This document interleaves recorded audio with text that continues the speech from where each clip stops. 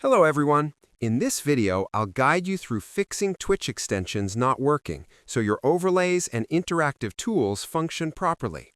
First, refresh your Twitch page or restart the app to rule out temporary glitches.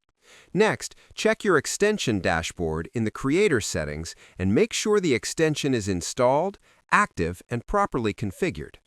Update the extension if an update is available, and make sure it's compatible with your current browser or app version.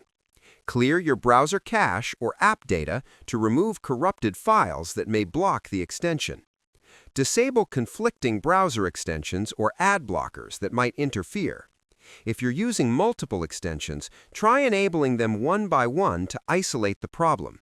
Finally, test your stream or overlay to confirm the extension is working.